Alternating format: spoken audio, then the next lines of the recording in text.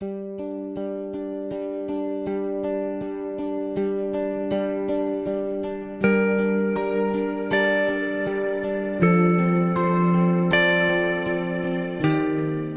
to be the sweetest, kindest little girl, and you'd never imagine that she would do what she does on a wrestling match to the other girl.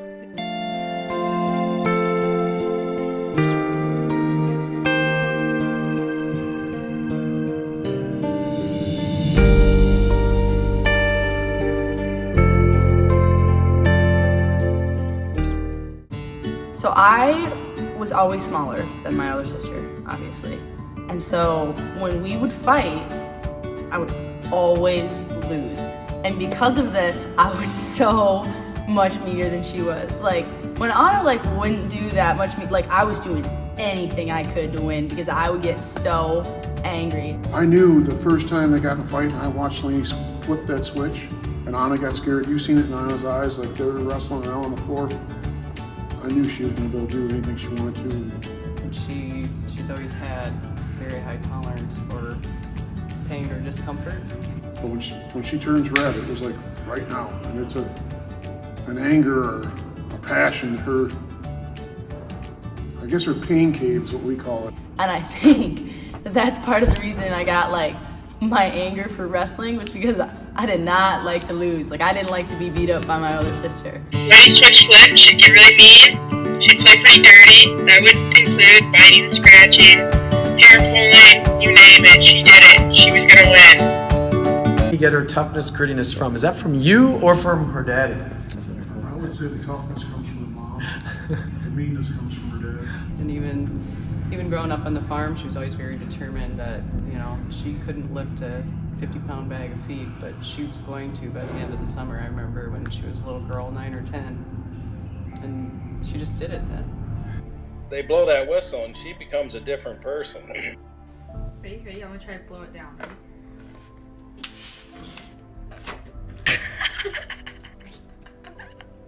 Very determined. She's a very determined person. She always will, if she has something in mind, she's gonna go do it.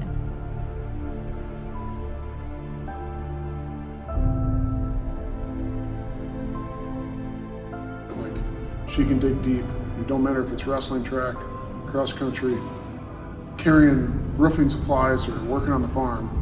She can do more than you ever thought she could do just from digging deep into her pain cave. Going deep into the pain cave, and she seems to be able to do that. She wants to be challenged, and then you challenge her, and she accepts the challenge. And that's what winners do. Why'd you go for wrestling? When she told me she was going to go off for wrestling, and my wrestling coach always told me that basketballs give you warts. And then I was like, there's no way I'm doing wrestling. And so I got a paper and I went around, mostly peer pressured a lot of the girls to do it, but some girls were interested in going out, and I got probably 30 girls on the roster. And Alex Oliver walked into my seminar class. She's like, oh, Laney, put your name down. And I was like, no, you are not. I am not doing women's wrestling. There's absolutely no way. And one of the girls were Laney, and I had to peer pressure her into doing it. She wasn't really wanting to do it. Team meeting for girls interested in coming up for wrestling. It was the first time that we had. And, I did the whole spiel, and then, all the girls start leaving and filtering out. Laney was the last girl in the classroom, and she came up, and I thought it was almost goofy, but it really stuck with me. She shook my hand, right? She's like, hey, I've never met you. My name's Laney. And shook my hand. I'm like, hey, Laney, I'm glad that you're joining the team. I thought that I was, just I knew what I was doing, and then I started wrestling. And then I felt what it was like to be tough. And I'm still not that tough, and obviously I still have so much to learn. But being brought into the wrestling community taught me so much. Just the toughness, the family of it, all of it. I would recommend girls wrestling to anybody. If you would have asked her, in October, hey, Laney, are you going to win a state title this year? She would never have said, yeah, I'm going to win a state title. It wouldn't happen. In fact, I know this because the Gleaner did a story on Laney, and they asked her what her goals were for the season. I think it was mid or late October. And Laney's like, my goal is to be on the podium.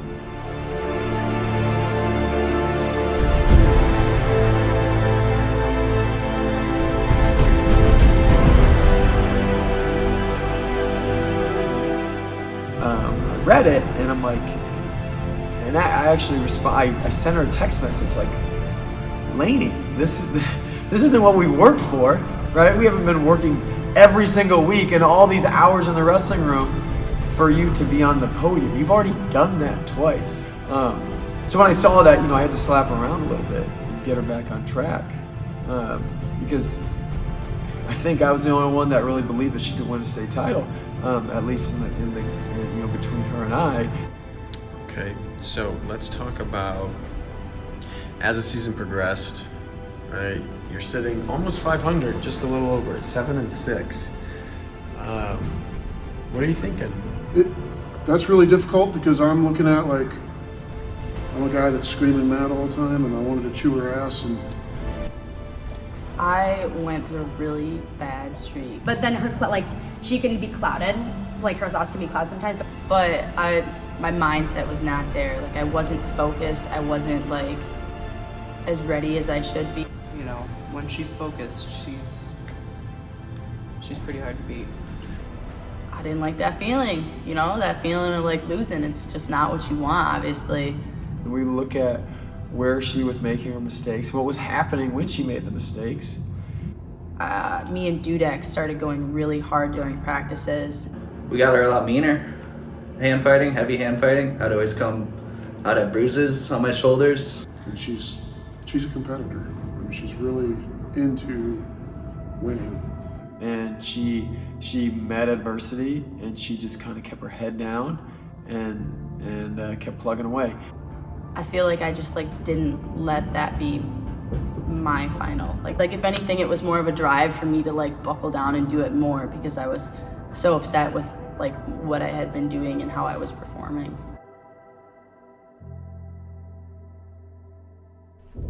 What do you do when you fail?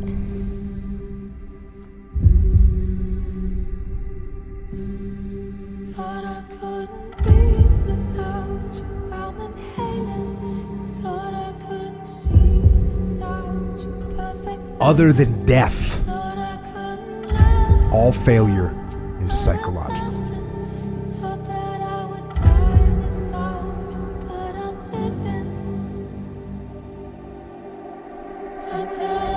Other than death, all failure is psychological. Think about that.